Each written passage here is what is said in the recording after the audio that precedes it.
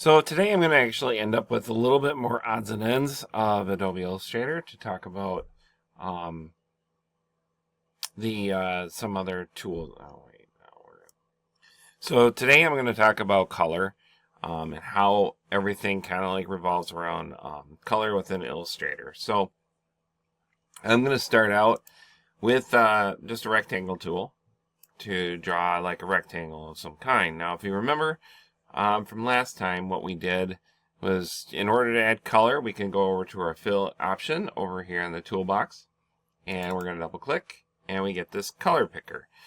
Now, the color picker, if you remember, the bar here is to choose whatever hue that you want.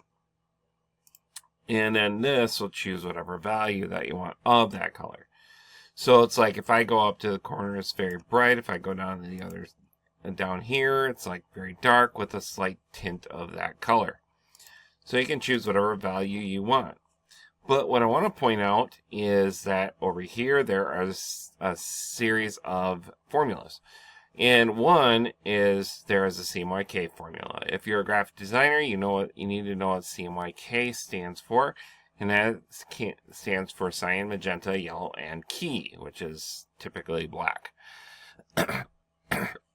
So with those formulas, basically this is something that you would use for print and print only.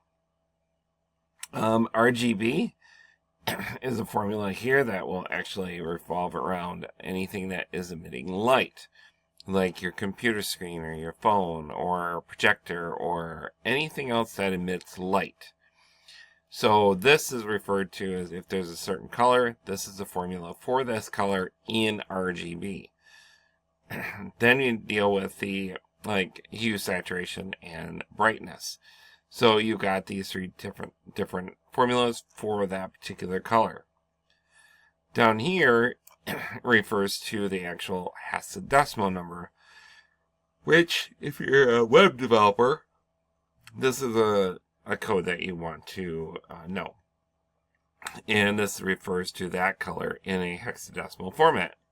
Anything that revolves around putting in code, you're going to use that particular color.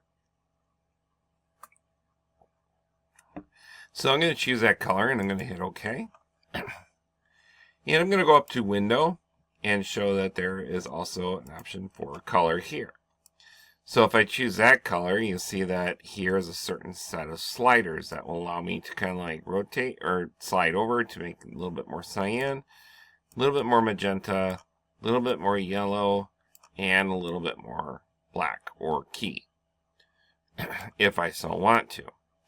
Now, up here in the top corner, we got these three lines, and I can choose whichever slider I want. If I want more of an RGB formula, I can do that here. If I want to go more grayscale, I can do that here. If I want to go cyan, CMYK, I can do it there as well. Okay. So, with that, sometimes I want to go with a solid color, which a lot of times that works out great, but sometimes I want to get more of a gradient color, which goes from one color to another. If I go up to Window, and I go to where it says Gradient, so like down here about halfway down, choose Gradient.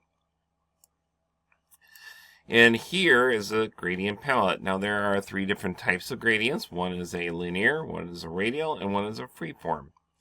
And we're going to start with the linear. So if I choose linear, you'll see by default it goes from black to white. And if I want to add a color, I can just come down here to the very bottom slider, and you'll see that there's one for white and one for black. And there is a diamond, which refers to the actual middle gray portion where it's 50% white, 50% black. And to change that color, all I have to do is double click it. And you'll see that this slider kind of pops up. If I want to change it to CMYK, I can do that right there and change it to a blue if I want it. Now, opacity here is basically how transparent is that color. So I could have it go from black to nothing if I wanted to with this opacity. But I don't want to do that.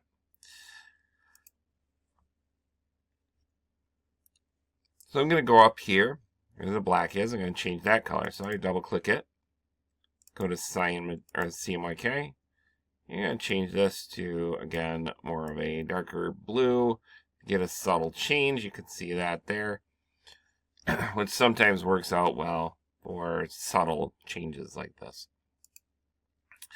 Now, if I wanted to add more colors into this lineup, I can simply move my cursor underneath the slider here, and it gives a cursor with a plus sign next to it. If I go ahead and click, it'll add a color. I can add as many colors as I want, and I just simply have to double click it to change it if I so want to. Now, sometimes these colors can get out of control if you add way too many. So how do I take one off? If I click on one, I can go over to where the trash can is, but I can tell you I never do that. Instead, I go where the circle is here, and I basically will click, hold, and drag down. That will tear it apart, or tear it from the slider, and that's far more efficient than to have click one, go hit the trash can. Either one works, but the one that I find most useful is just click and hold and dragging it down. All right. So one of the things we have here is that you can see that this goes from this light blue to a darker blue to a medium blue. But it goes goes horizontally. What if I have it go in an angle and have up and down? I can choose a particular angle here, but I don't like to do that. Instead, I like to go over to where my gradient tool is in the toolbox. If I go ahead and click on that, you'll see that what I have here is this bar that kind of goes across. If I go ahead and click, hold, drag, click, hold, drag, click, hold, drag, you can see I can put it at any angle that I so want. And what's amazing is that once the gradient tool is chosen, you see that that slider that's at the bottom of the gradient palette is also right here. So if I wanted to change the color on the fly, I can just simply double click on one and be able to change that color right here.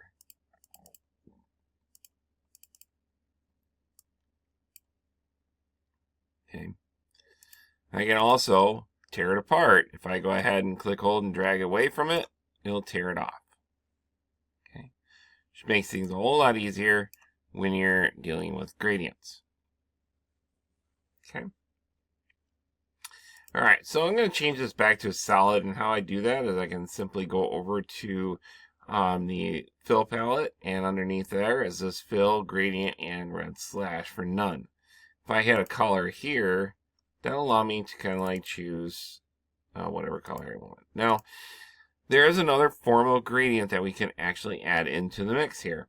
If you go over to where your gradient tool was, and click and hold on that, you'll see that there is what's called a mesh tool. Mesh tool is a very interesting tool in the sense where it's not exactly a gradient that you create from a linear or a radial fashion. Instead, what this is, it'll set blend options at certain points. So if I use my mesh tool and I go over here and I just simply click once, you'll see that there's these two lines that kind of like show up, where it's like I can move these around, and you'll see that all these handles kind of show up that I can actually manipulate somehow to make them rotate, whatever, so I can give more of a curve. But what did I do? Well, I put a point here, which is a designated point for a color. So like right here, if I went over to my color palette over here, or color slider, and I made that darker, you can see that there is a darker mesh that's blending in here. If I go ahead and click on a line, it'll add to a line. So I'll add one line that intersects there, and I can go more of a light color if I wanted to. And here I can change its color a little bit. So it's like what it does from any point on here, it gradiates from one point to another. So you see it's very a tight gradient here because it's trying to gradiate from this point to this point. And then this point down here, which is still that purple. Now, if I move out here and just click, it'll add 2 lines for that, which sometimes I may want, sometimes I may not. Now, if I were to hold down the Alt key and click on a point, you'll see that it will disappear to 2 lines if I click on a point. If I hold down the Alt key and click on a line, just that line will disappear and not a point. And this is great for creating like some interesting shapes. If I move up here, I can still manipulate the actual box to be more of a blob type of thing if I wanted it to. Still be able to manipulate the shapes however I want it to.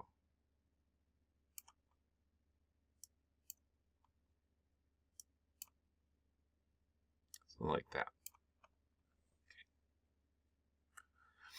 All right, so I hope that helped with a little bit of color usage within Adobe Illustrator. And I'll see you in the next video.